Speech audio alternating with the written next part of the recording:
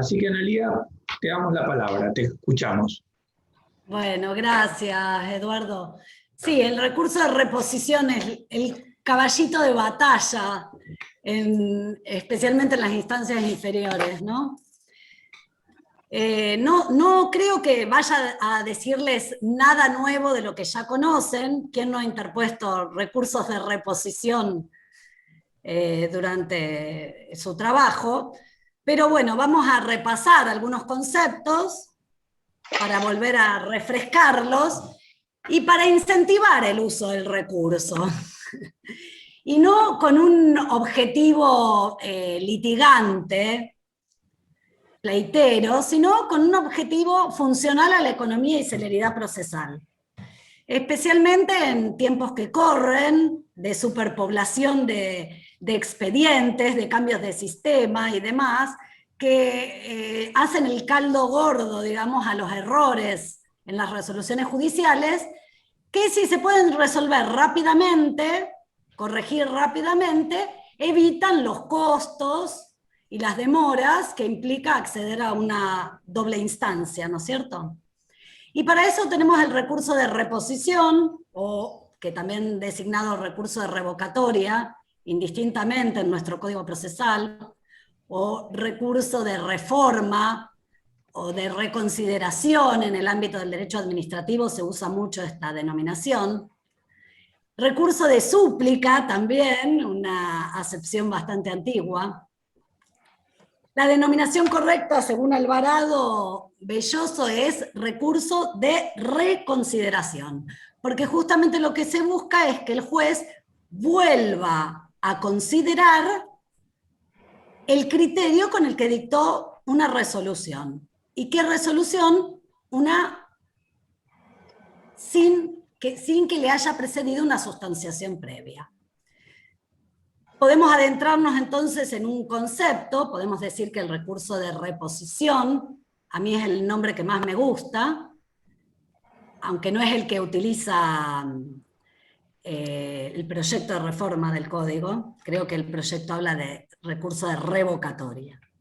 Pero bueno, por ahora vamos a utilizar reposición, como dice el código actual.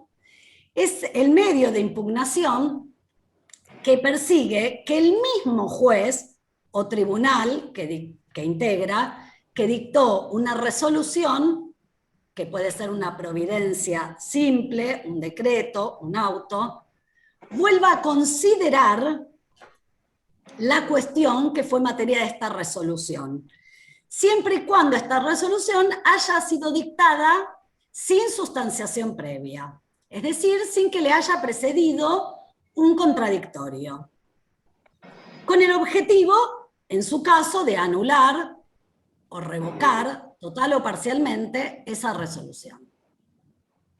Procede el recurso de reposición tanto por razones de ilegitimidad como de injusticia. Y su fundamento, insisto, reside en la economía procesal, es decir, evitar los costos y las demoras que pueden provocar acceder a una instancia superior, a la doble instancia. La naturaleza de este recurso, la naturaleza jurídica, se ha debatido bastante si es un verdadero recurso y que no lo es en todos los casos. Sin embargo, no le podemos quitar el carácter recursivo. Puede funcionar, según Alvarado Belloso nuevamente, como una instancia de reacertamiento, cuando la resolución que se impugna es una resolución dictada de oficio o a pedido de la propia parte que ahora recurre. Y funcionará como un verdadero recurso en aquellos casos en que la resolución impugnada fue dictada a pedido de la contraparte. ¿Y cuáles son los presupuestos de este recurso? En primer lugar, los elementos distintivos es que la resolución, siempre es una resolución judicial la que se impugna, y debe haber sido dictada sin sustanciación previa. Por ende, no procede el recurso de reposición contra autos interlocutorios, y mucho menos contra sentencias definitivas. tiene presupuestos extrínsecos, me refiero al plazo y a la forma, y presupuestos intrínsecos. Presupuesto extrínseco del recurso de reposición es que sea interpuesto dentro de los 3 días que el litigante quedó notificado de la resolución impugnada. Bueno, con excepción de las resoluciones dictadas en el curso, en la tramitación de una audiencia, que en tal caso el recurso debe ser interpuesto inmediatamente. Y en forma verbal en las audiencias. Y en cuanto a la forma, el recurso de reposición debe ser interpuesto por escrito y fundado. Bueno, algunos dicen que podría ser en simple diligencia, de hecho muchas veces he interpuesto una reposición cuando es muy evidente el error, con una simple diligencia, pero como requiere como requisito, como presupuesto para la interposición, que esté fundado, parece difícil que pueda hacerse en una simple diligencia. Así que será por escrito y fundado. Este es el presupuesto intrínseco por excelencia. Repasamos entonces así, 3 días, por escrito, fundado. El Código Procesal de Santa Fe, en el artículo 344, regula el recurso de reposición y dice que procede solamente contra providencias, decretos y autos dictados sin sustanciación previa, traigan o no gravamen irreparable, con el fin de que el juez o el tribunal que los dictó los revoque por contrario imperio. Respecto del gravamen, bueno, el gravamen es un presupuesto de cualquier medio impugnativo, ¿no es cierto? No existe la impugnación por la impugnación misma. Pero lo que la ley quiere destacar es que no hace falta que ese gravamen sea irreparable. Tiene que haber un gravamen porque hace al interés de la parte. Si no hay un interés jurídicamente protegido, directamente el recurso sería inadmisible. Pero no es necesario que ese gravamen sea irreparable. Así también lo regula el Código de la Nación y la mayoría de los códigos vigentes en el país. ¿Y por qué dije en cuanto a la naturaleza que puede funcionar como un reacertamiento, como un recurso? Esto hace la naturaleza jurídica, reacertamiento es la instancia en la cual simplemente se le pide al juez que vuelva a considerar. Funcionará como reacertamiento cuando el decreto impugnado fue dictado de oficio o a pedido de la propia parte que recurre. En cambio, será un verdadero recurso cuando el decreto impugnado, no sustanciado, fue dictado a pedido de la contraria. Imagínense el supuesto de un recurso de reposición interpuesto por un embargado, ¿no? En tal caso, cuando es a pedido de la parte contraria, por supuesto que este recurso deberá tener un trámite, debe ser sustanciado porque se deberá escuchar por el mismo plazo a la parte contraria, a la que peticionó la resolución. Respecto de la resolución que resuelve el recurso de reposición, vamos a decir que contra esta resolución solo cabe la aclaratoria como recurso. Sin embargo, contra la resolución impugnada es admisible el recurso de apelación siempre y cuando proceda y siempre y cuando se haya interpuesto conjuntamente con el recurso de reposición. Así vamos a ver que el artículo 347, que regula la admisibilidad del recurso de apelación, dice que cuando una resolución fue dictada sin sustanciación previa, solo procede el recurso de apelación si le precedió el de revocatoria.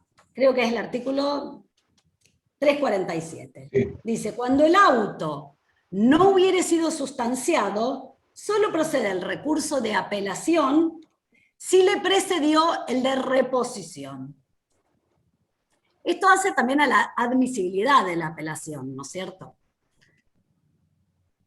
Respecto al juicio de admisibilidad y fundabilidad del recurso de reposición, la competencia es del mismo juez que dictó la resolución, que va a hacer este análisis de la fundabilidad y de la admisibilidad y de la fundabilidad sin solución de continuidad en la misma resolución.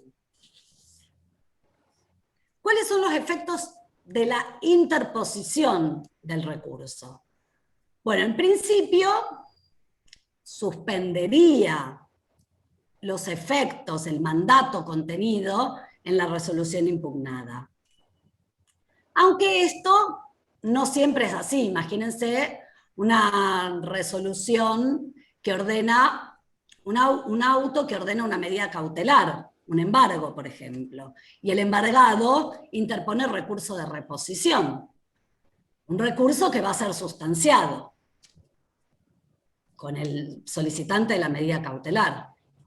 En tal caso, claramente no suspendería la traba de la medida cautelar, pero sí a lo mejor contra las providencias simples, que de hecho van a ser suspendidas porque la resolución que las ordena no está firme.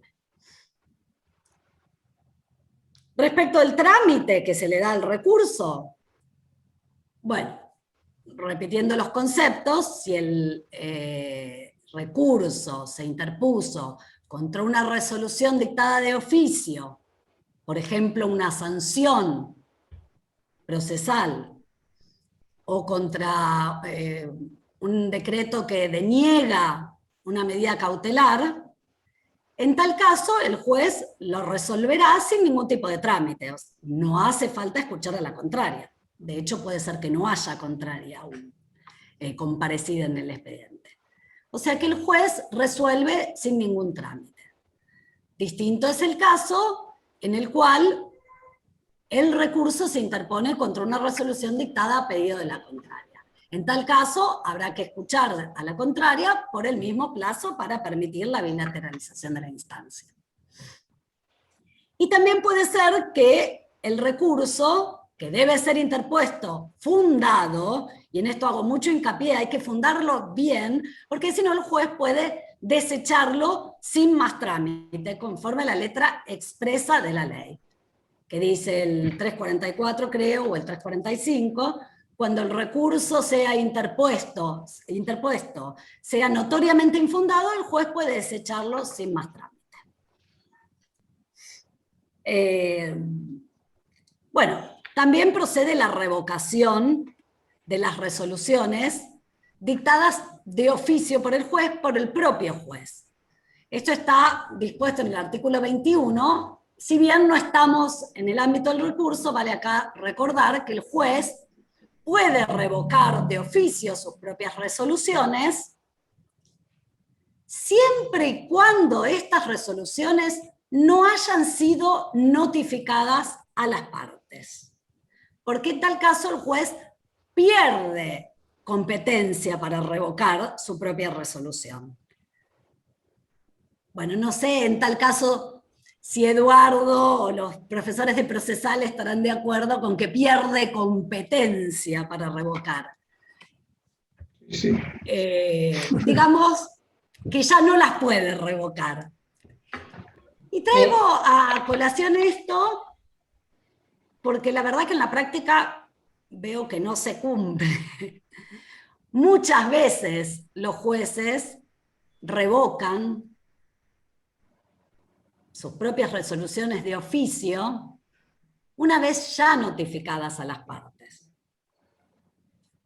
Hay algunas disfuncionalidades que vemos permanentemente en el recurso de reposición. Una de las que más veo es esa. Creo que por ahí hay un régimen de costas en el Código Procesal que es funcional a todo esto y que los jueces no sé si no la entienden o no les interesa, probablemente no puedan dimensionar la importancia de las costas, que provoca que haya recursos que luego obtengan no el trámite propio, sino una revocación de oficio, cuando eso está prohibido expresamente por la ley. Porque el juez de oficio solo podría revocar las resoluciones que no fueron notificadas a las partes. Y también veo mucho una disfuncionalidad, y aquí sí los invito a que comenten, si ustedes también comparten este criterio, en cuanto al trámite que se le da al recurso de reposición. Porque observo que muchos recursos de reposición, especialmente en materia de honorarios, típico caso de un auto regulatorio de honorarios, dictado obviamente sin sustanciación previa, que es materia de un recurso de reposición y que conforme a la letra expresa de la ley debería resolver el mismo juez sin ninguna sustanciación, son sustanciados. Y esto de alguna manera ocasiona una asistematización del recurso. ¿Por qué? Porque si sustanciamos previamente la resolución que se dicte, no va a ser objeto de una reposición, sino de la apelación. Y esto que pareciera que puede ocasionar mayor rapidez en la tramitación, creo que ocurre exactamente lo contrario. En materia de regulación de honorarios, muchas veces los jueces se justifican diciendo que ¿para qué escuchar después a la otra parte si la puedo escuchar ahora? A lo cual tampoco estoy de acuerdo, porque no es lo mismo contestar que interponer un recurso de reposición para la contraparte. Pero bueno, por ahí es una sutileza, no sé si ustedes lo ven del mismo modo, pero yo lo veo permanentemente. Respecto de... y hago alusión aquí también a cuál es el recurso que se puede interponer contra la resolución, que resuelve una revocatoria. Por supuesto que cuando la reposición funciona como un verdadero recurso, la contraparte solo podrá interponer apelación, porque el decreto fue sustanciado previamente. Sin embargo, cuando la reposición funcionó contra una resolución dictada de oficio o a pedido de la propia parte que recurre, es decir, sin escuchar a la contraria, el juez resuelve, esa resolución, al serle notificada a la contraria, podrá ser objeto de una reposición.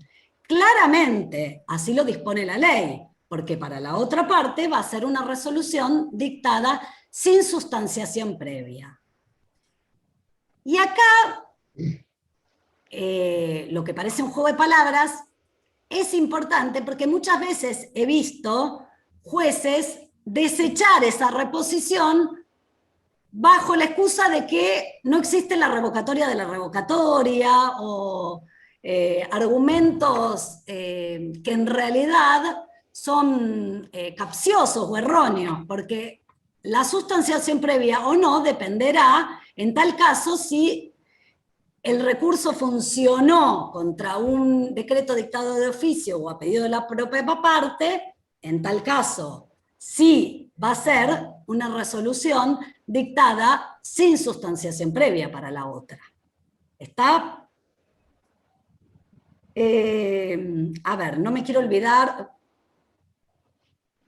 no voy a entrar a hablar acá de tres cosas. No voy a entrar a hablar ni de la revocación de oficio, ni de la revocatoria contra las resoluciones que pueden ser emitidas bajo la sola firma del secretario, de mero trámite, ni de la revocatoria in extremis, que no está regulada en el Código de Santa Fe, pero que sí está prevista en los proyectos de reforma, y además es una creación pretoriana de mucha utilidad realmente, en muchos casos.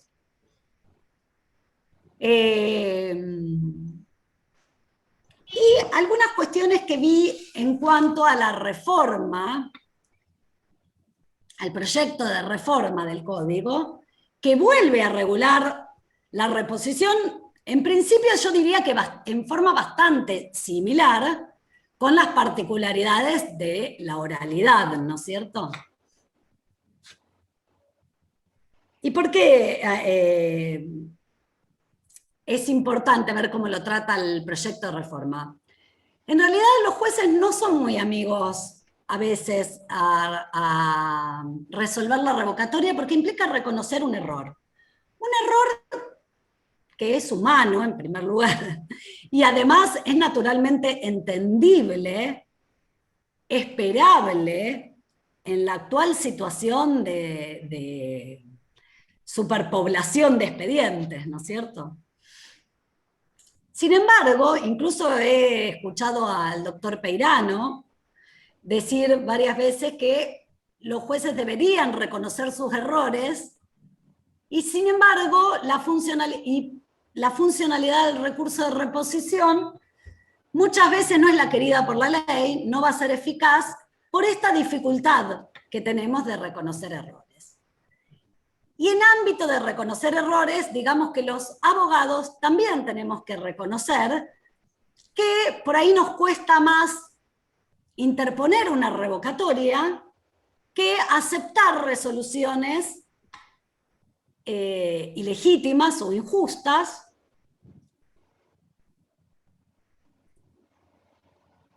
que merecen que nos pongamos a fundar un recurso, a escribirlo y a fundarlo.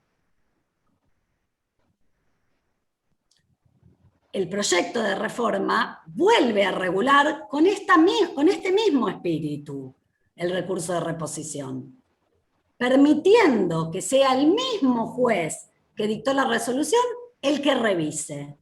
De esta manera va a ser más rápido, va a ser más económico, no tendremos que acceder a la segunda instancia y podremos corregir los errores rápidamente. Bueno, no tengo mucho más para decir del recurso de reposición. No sé ahora, entre tanta palabrerío, si hice hincapié en que es fundamental el recurso de reposición para acceder al recurso de apelación siempre que se trate de autos dictados sin sustanciación previa. Insisto con esto porque el recurso de apelación en resoluciones que sí pueden causar gravamen irreparable no va a ser admitido si se trató de una resolución dictada sin sustanciación previa y que no se interpuso antes de la apelación el recurso de reposición. Tener en cuenta mucho esto, por ejemplo, en un amparo, interpongo un amparo, el juez lo deniega sin sustanciación. ¿Qué dice la ley? Que esa resolución es apelable. Pero bueno, ojo que es una resolución dictada sin sustanciación previa. Entonces, muchos podrían interpretar, y en la Cámara lo han hecho, que esa resolución que deniega el amparo o que deniega una medida cautelar no es apelable si no se interpuso previamente la reposición. Y ojo aquí con los plazos, ¿no? Porque para la reposición tengo 3 días actualmente, para la apelación 5. Pero esa apelación debe ser interpuesta antes de que se resuelva la reposición. Y aquí este problema no lo encontraríamos en de prosperar el proyecto de reforma, que fija un plazo de 5 días para todo, igual a los plazos. Eso es algo que me gustó del proyecto de reforma. Tanto para la revocatoria como para la apelación, se concede un plazo de 5 días desde la notificación. Y en tal caso, el proyecto habla de interponer en forma conjunta revocatoria y apelación en subsidio. Y aquí pregunto, Eduardo y Gustavo, no me voy a quedar sin preguntar, que es lo que más me gusta, ¿no? En caso de que se interpusiera, tengo 5 días para el recurso de reposición y 5 días para la apelación. Pero dice que se debe, la reforma, a ver, espérenme que yo me había hecho un apunte. El 347, cuando regula la forma de interponer la apelación, dice que la apelación debe ser interpuesta conjuntamente, ¿no es cierto?, con la revocatoria contra los autos dictados sin sustanciación previa. Me pregunto yo, ¿qué ocurriría si yo interpongo enojada, como me suele ocurrir, veo el decreto y a la tarde ya hice la reposición, y al otro día la interpuse, y sin embargo, la apelación no la interpongo en ese mismo acto conjuntamente, sino que me tomo 5 días para interponerla porque tengo que evaluar si quiero o no acceder a la segunda instancia o tengo que conversarlo con mi cliente. Y no lo hago conjuntamente. ¿Sería un presupuesto de admisibilidad de la apelación que haya sido interpuesta conjuntamente? Bueno. Porque fíjense que ahora no está regulado así. No, es distinto. Ahora dice, cuando el auto no hubiera sido sustanciado, solo procede el recurso de apelación si le precedió el de reposición y la decisión, si le precedió el de reposición, o sea, alcanza con que le haya precedido, no exige que sea conjunto. Uno siempre en la práctica lo interponemos conjuntamente. Pero bueno, puede ocurrir que no, ¿no es cierto? Y hoy es admisible. No sé si sería admisible, bueno, de prosperar el proyecto. Tampoco sé si estoy hilando muy fino, pero me llamó la atención porque, bueno, podría ocurrir, ¿no? De hecho, a mí me ha pasado que he interpuesto reposición y al otro día también la apelación. No lo hice conjuntamente. Siempre, por supuesto, la apelación en subsidio y ad eventum de cómo se resuelva la revocatoria. Bueno, ¿los mareé? No, para nada, Analía. ¿Terminarías esta parte acá entonces? Yo termino, me pueden preguntar lo que quieran. No, primero agradecerte, porque me pareció brillante la exposición, muy didáctica, y realmente planteaste un montón de interrogantes, cuestiones importantes, que me parece que deberíamos abrir ahora a escuchar a los participantes. Solamente no sé si te contesto la pregunta que decías vos del 347. Sí, creo que vos tenés razón, Nenel. No había necesidad de modificar el 347 actual, porque dice, como lo decís vos, el problema de no interponer la apelación conjuntamente con la reposición trae que el juez te lo resuelve inmediatamente, y ahí perdiste la apelación. Por eso vos dijiste bien, lo que corresponde, digamos, y uno que debe hacer es interponer de manera conjunta y subsidiaria la apelación. Pero lo que vos decís es cierto, porque si el juez no resolvió inmediatamente la reposición, mientras no tenga ejecuto, yo puedo interponer la apelación en subsidio. En cambio, en el proyecto de reforma claramente no, porque dice conjuntamente. Creo que ese artículo 347 vigente nunca trajo problemas. No había necesidad de modificarlo, que además tampoco está claro. Igualmente, hay también otras cuestiones, pero vos dijiste también bien, no vamos a tratar la reposición de la providencia del secretario, que vamos a hacer otra reunión, porque me parece que ese es un tema complejo que no está en general tratado, pero me parece que sí, Analía, y que tenés razón. Y en cuanto al tratamiento en el proyecto, yo diría que han perjudicado de alguna manera, la terminología es más deficiente. Una aclaración. Se habla de revocatoria, pero en realidad no es correcto ni siquiera lingüísticamente, porque revocatoria es un adjetivo, no un sustantivo. Yo puedo hablar de una decisión revocatoria, que es una decisión que revoca. Pero el término correcto y en la lengua española es reposición, que además es compartido en todos los países, en España y en todos los países de Latinoamérica, con lo cual me parece que debería mantenerse esa terminología que no tiene objeciones. Es cierto que hay una... Ahora el código no habla más, el proyecto no habla más de reposición. No, habla de revocatoria siempre. Claro, eso lo objetamos. Yo particularmente hice una objeción en la comisión, porque la palabra correcta es reposición. Lo que pasa es que alguna vez tendríamos que hacer una reunión sobre el problema de cómo se escribe, del problema del lenguaje. Hay como un argot, por ejemplo, uno ve que en las resoluciones también se habla, por ejemplo, ahora es muy frecuente, inclusive en sentencia de la Corte, hablar del decisorio en vez de la decisión. Como si eso, y eso es incorrecto, porque decisorio nuevamente es un adjetivo. Por ejemplo, está el juramento decisorio que decide. Pero hablemos de decisión, hablemos de resolución. Bueno, y esto mismo pasa con revocatoria y hay muchos otros casos más.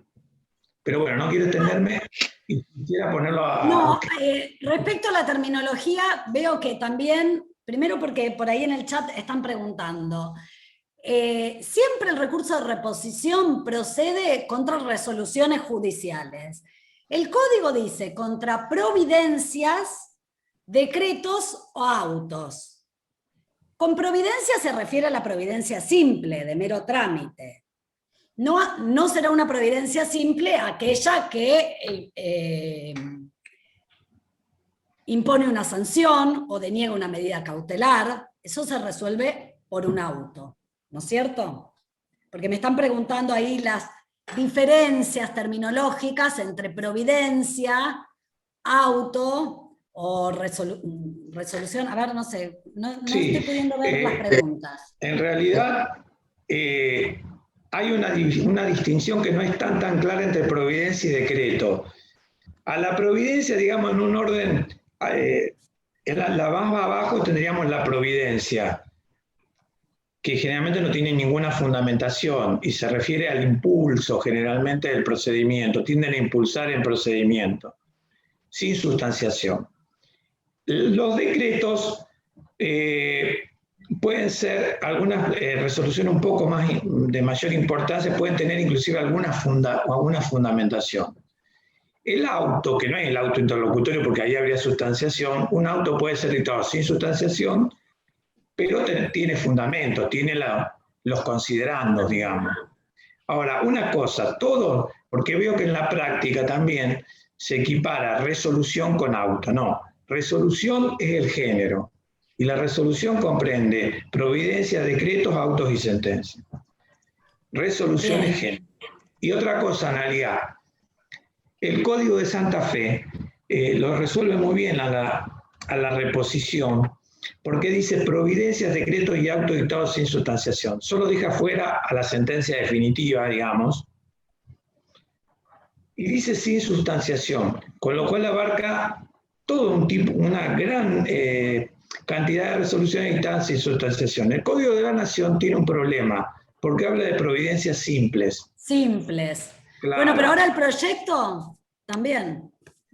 Bueno, pero es incorrecto, porque fíjense, en Santa Fe, una medida cautelar que no se ordena en realidad con providencia simple, sino con un decreto o con un auto, en Santa Fe es susceptible de reposición, porque se dicta sin sustanciación.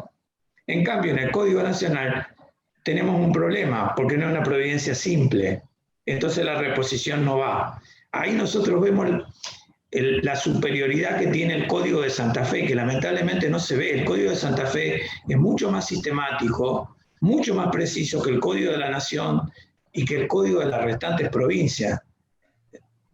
Por eso también hay que tenerlo en cuenta, por eso no hay que modificar lo que está bien y lo que funciona bien.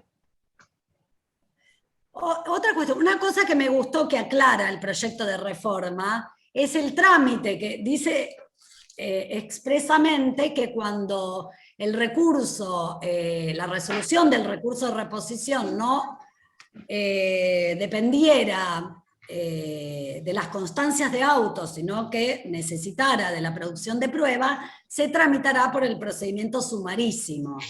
que incluso ayer yo le preguntaba a Eduardo por qué el código continúa hablando de sumario cuando en la práctica, vieron que el 345 creo que es que dice que cuando el juez, cuando la resolución del recurso de reposición no dependiera de las propias constancias de la causa, que es en la mayoría de los casos, sino que requiriera de la producción de prueba, el juez le podrá dar el trámite del juicio sumario, que en realidad no funciona así, funciona en la práctica a través del sumarísimo. Es decir, si depende de las constancias de la causa, el traslado trae implícito el llamamiento de autos para resolver y no se produce ninguna prueba, solo se da el traslado.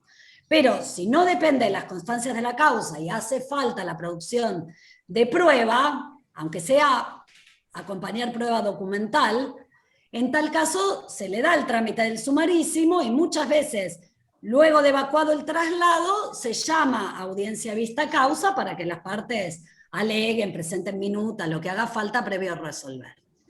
Ahora está bien remitido al sumarísimo, ahora, en el proyecto de reforma remite bien al sumarísimo, pero actualmente habla del sumario cuando eso no se aplica. Pero fue un error cuando en el año 61 eso quedó del código viejo, el juicio sumarísimo se introdujo en el 61 y fue una rémora, pero todo ya hace muchos años que se habla de que en realidad debió haber dicho sumarísimo, pero quedó porque en el código viejo del año 40 no estaba el juicio, estaba el juicio sumario, no estaba el sumarísimo. Sí, eso es verdad, están todos de acuerdo con eso, sí. No sé, pero si hay preguntas, ustedes estuvieron revisando el chat. Acá veo, no, en realidad, bueno, creo que se trató de refrescar conceptos. Silvia Simonit, que está por ahí, te preguntaba, y supongo que estará claro con el refresco, que le refrescaran los conceptos de providencia y demás. Bien. Bueno, no sé si quieren que conversemos algo, si no, avanzamos todo. Vamos a tratar en las próximas reuniones siempre los medios de impugnación, ¿no es cierto? Sí. Bueno, no sé si quieren decir. Si alguien quiere formular alguna pregunta, alguna consideración, si no, me encanta que lo tengamos todos claros y que podamos interponer revocatorias cuando vale la pena y podamos fundarlas bien, ¿eh? Si no, después nos tratan de chicaneros. No somos chicaneros. Sí, Matilde.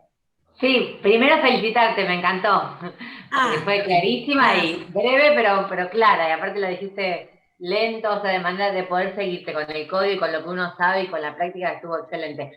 Me quedó una pregunta. Vos nombraste el 21 y hablaste de esto que el juez puede revocarlo, digamos, antes de que sea notificado a la otra parte, pero que en la práctica pasa de que revocan igual.